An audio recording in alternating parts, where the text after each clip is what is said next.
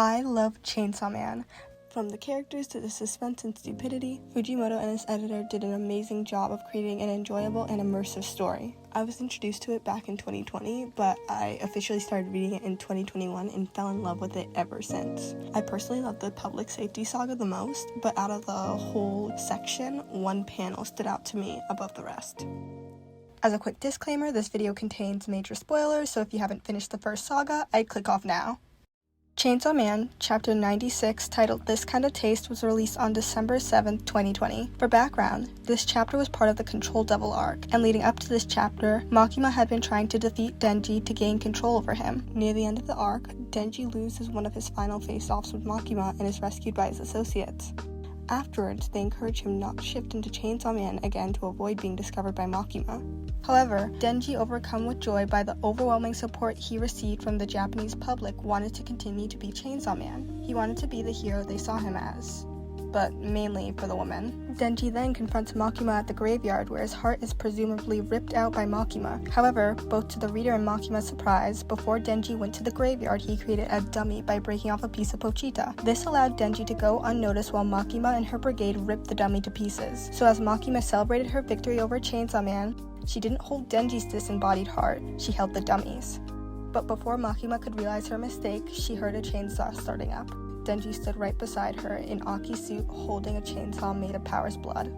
To me, this is not only the biggest, most strategic go fuck yourself I've seen in a while, the panel symbolizes Denji's ultimate revelation. He realizes he deserves to live the life he desires, and his past experiences don't define him or the person he has to be. Throughout the story, Makima takes advantage of him, grooming him to be her perfect chainsaw man whom she could have control over for her own gain. To do so, however, Makima made it her mission to shatter Denji's mind into pieces. Makima makes it a point to blame Denji for the death of Power, Aki, and his abusive father. She manipulates Denji to open the door, aka uncover Denji's blacked out memories, just to make him feel even more worthless than he already did in that moment. She warns Denji that she won't hesitate to kill anyone whom he holds dear in the future, forever keeping him in a damaged state of mind. Throughout Chainsawman, she's depicted as an almighty god because that's how she wants Denji to see her, and for a while he does. You have to think, she got him off the side of the road, gave him his first warm meal in months, clothed him, and made sure he had a far better living situation than he originally did. She made herself like the best and only good thing that happened to Denji, and as soon as Denji started to find other people whom he loved like Reese, Power, and Aki, she killed them all, depriving Denji of any outside affection. For a split second, Makima succeeded in her endeavors. She broke Denji down to a somewhat vegetative state. Consumed by his past and current traumas, he was in a state of limbo before Pochita revived him by repairing their contract. To me, this panel is the final page of Makima and Denji's story.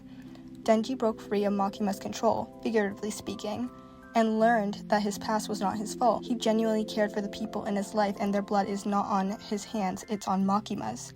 In Power's case, just because Denji opened the door doesn't mean he shot Power. When it comes to his father, Denji killed him because he feared for his life. He acted out of self-defense, not malice. Same thing goes for Aki.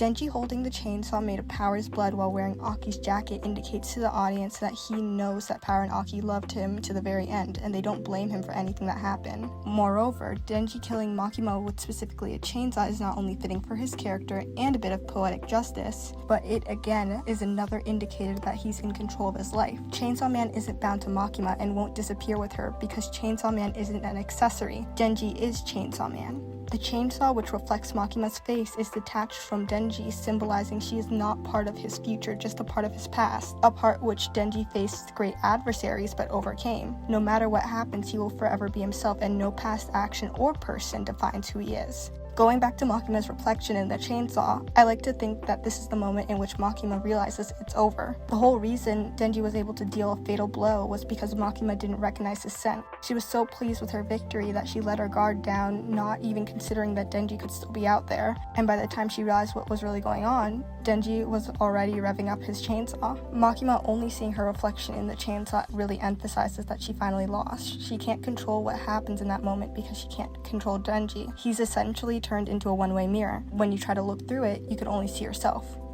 Did I overanalyze this panel? Yes. Do I care? No. You can agree or disagree with my findings and opinion, but you have to admit that panel was really good. Thanks for watching, and I'll see you next time. Bye!